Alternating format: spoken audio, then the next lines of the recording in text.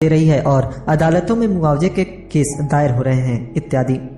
आज बच्चे basketball star बनना चाहते हैं, टाइगर वुड्स की तरह गोल्फर बनना चाहते हैं, कंप्यूटर विशेषज्ञ बनना चाहते हैं, movie star, rock star, beauty queen या वॉल स्ट्रीट पर ट्रेडर बनना चाहते हैं।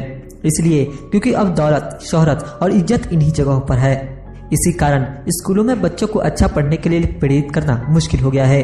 वे जानते हैं कि व्यावसायिक सफलता का शैक्षणिक सफलता से कोई सीधा संबंध नहीं है जैसा कभी हुआ करता था।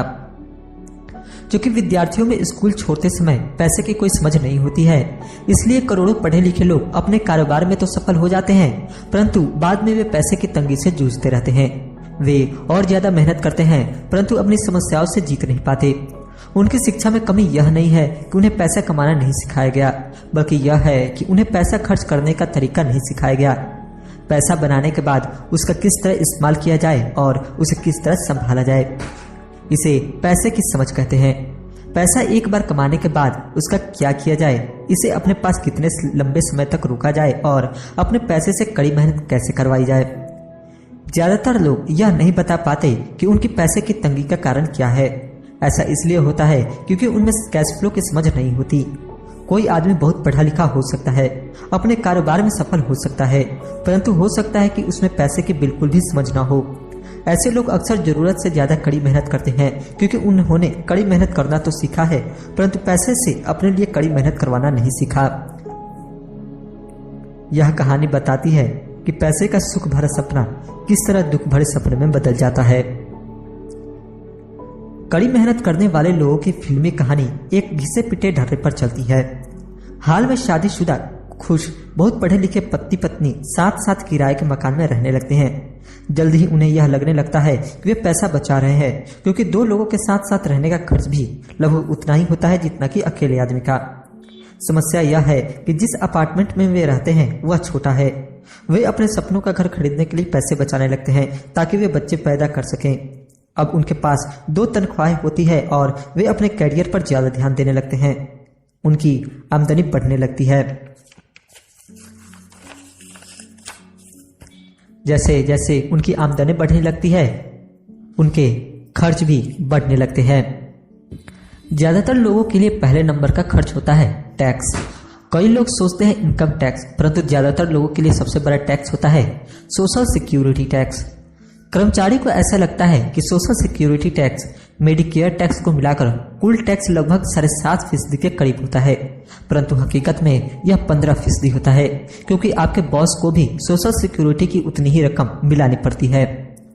मुद्दे की बात यह है कि यह वह पैसा है जो आपका बॉस आपको दे नहीं सकता।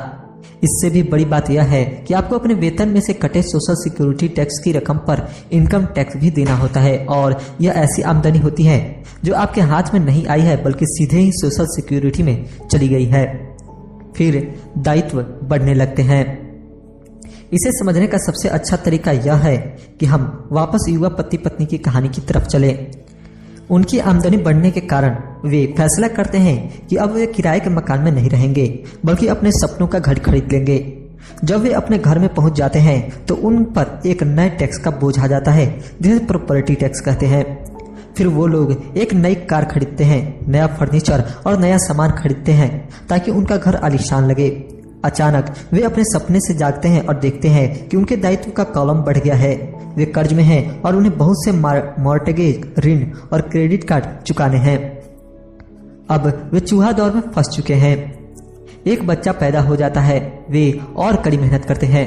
फिर प्रक्रिया दोहराई जाती है। ज्यादा पैसा आता है, उस पर ज्यादा टैक्स लगता है जिसे ब्रैकेट क्रिप भी कहा जाता है। तभी उनके पास डाक में एक और क्रेडिट कार्ड आ जाता है। वे उसका इस्तेमाल करते हैं, वह खत्म हो जाता है। तभी एक लोन कंपनी का आदमी आकर उन्हें बताता है कि उनकी सबसे बड़ी संपत्ति, उनके घर की कीमत बढ़ गई है। कंपनी उन्हें एक बिल कंसिडरेशन लोन देने का ऑफर करती है क्योंकि उनकी क्रेडिट बहुत अच्छी है। कंपनी उन्हें यह भी बताती है कि समझदारी इसी में होगा कि वे अपने ऊंचे ब्याज दर पर लिए गए कंज्यूमर लोन को उनके क्रेडिट कार्ड से चुका दें, और इसके अलावा उनके घर पर लगने वाले ब्याज से उन्हें टैक्स में छूट भी मिलेगी। वे ऐसा ही करते हैं और ज्यादा ब्याज दर वाले क्रेडिट कार्ड का भुगतान कर देते हैं। इसके बाद वे राहत की सांस लेते हैं। उन्होंने क्रेडिट कार्ड का हिसाब साफ कर दिया है। अब उन्होंने अपने उपभोक्ता ऋण को होम मॉर्टगेज में बदल दिया है। उनका भुगतान भी कम हो जाता है क्योंकि उन्हें अपने कर्ज को 30 साल की किस्तों में चुकाना है।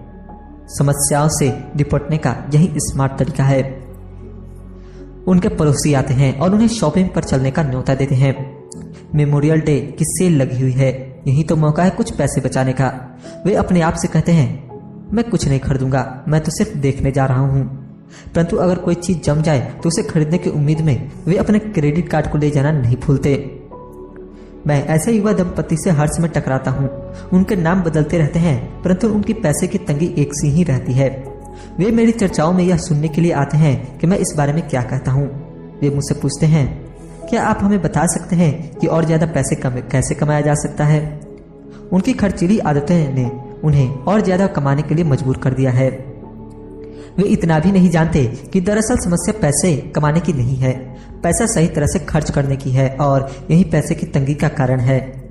यही समस्या इसलिए पैदा होती है क्योंकि उनमें पैसे की समझ नहीं होती। यह समस्या इसलिए और भी भयानक हो जाती है क्योंकि वे संपत्ति और दायित्व के फर्क को नहीं समझ पाते।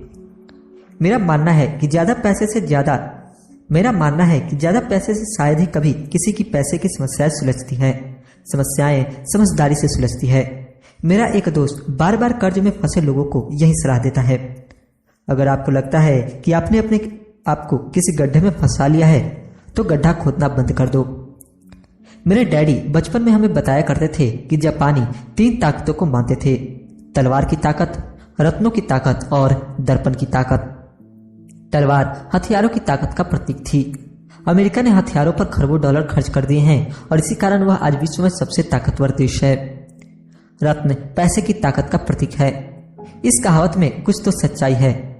यह स्वर्णिम नियम याद रखो लो, जिसके पास स्वर्ण है वही नियम बनाता है। दर्पण आत्मज्ञान का प्रतीक है। जापानी दंत कथा के अनुसार यह आत्मज्ञान इन तीनों में सबसे कीमती वस्तु थी। गरीब और मध्य वर्गीय लोग अक्सर धन की ताकत से नियंत्रित होते हैं। वे सुबह सुबह उठकर कड़ी मेहनत करने यानी नौकरी करने चले जाते हैं और खुद से यह तक नहीं पूछते कि क्या ऐसा करना समझदारी है। पैसे की समझ न होने के कारण ज्यादातर लोग पैसे की डरावनी ताकत को यह इजाजत दे देते हैं कि वह उन्हें काबू में कर लें।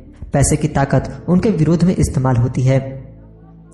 अगर वे दर्पण की ताकत का इस्तेमाल करते तो वे खुद को यह सवाल पूछते, क्या इसमें समझदारी है? बहुत बार अपनी अंदरूनी समझदारी पर भरोसा करने के बजाय लोग भीड़ के साथ साथ चलने लगते हैं। वे कोई काम इसलिए करते हैं क्योंकि सभी लोग ऐसा करते हैं। वे सवाल पूछने के बजाय नकल करने लगते हैं। अक्सर वे नासमझी के कारण वही दोहराते हैं जो उन्हें सिखाया गया है। इस तरह के विचार की आपका घर आपकी सबसे बड़ी पूंजी है। आपका घर आपका सबसे बड़ा निवेश है। अगर आप ज्यादा कर्ज लेते हैं तो आपको टैक्स में ज्यादा छूट मिलेगी। सुरक्षित नौकरी खोजो, गलतियां मत करो, खतरे मत उठाओ। ऐसा कहा जाता है कि ज्यादातर लोगों के लिए मौत से भी डरावनी चीज होती है भीड़ के सामने बोलने का डर। मनोवैज्ञानिक कहते हैं कि ज्यादातर लोग सार्वजनिक मंच पर बोलने से इसलिए डरते हैं क्योंकि उन्हें यह डर होता है कि उनकी बुराई होगी, लोग बाग उनकी हंसी उड़ाएंगे, वे अकेले रह जाएंगे, सबसे कट जाएंगे और बिरादरी से अलग थलग कर दिए जाएंगे। सबसे अलग होने का डर या अकेले रह जाने का डर ही वह सबसे बड़ा कारण है जिस वजह से ज्यादातर लोग अपनी समस्या हल करने के लिए नए तरीके नहीं ढूंढते। इसलिए मेरे पढ़े लिखे डैडी कहा करते थे कि जापानी लोग दर्पण की ताकत को सबसे ज्यादा महत्व देते थे, क्योंकि जब इंसान दर्पण में खुद को देखता है तभी उसे सच्चाई का पता चलता है। और ज्यादातर लोग खतरे मत उठाओ इसलिए कहते हैं क्योंकि वे खुद डरे हुए होते हैं। यह किसी भी चीज के बारे में कहा जा सकता है, जैसे खेलों में, संबंधों में, करियर में, धन में। इसी समाज से कट जाने के डर के कारण लोग लीक पर चलते हैं और समाज की स्वीकृत मान्यताओं या लोकप्रिय प्रवृत्तियों के खिलाफ नहीं जाते। आपका घर एक संपत्ति है। बिल कंसोलिडेशन लोन लो और कर्ज से बाहर निकलो। कड़ी मेहनत करो। प्रमोशन का सवाल है। एक दिन मैं वाइस प्रेसिडेंट बन जाऊंगा। पैसे बचाओ।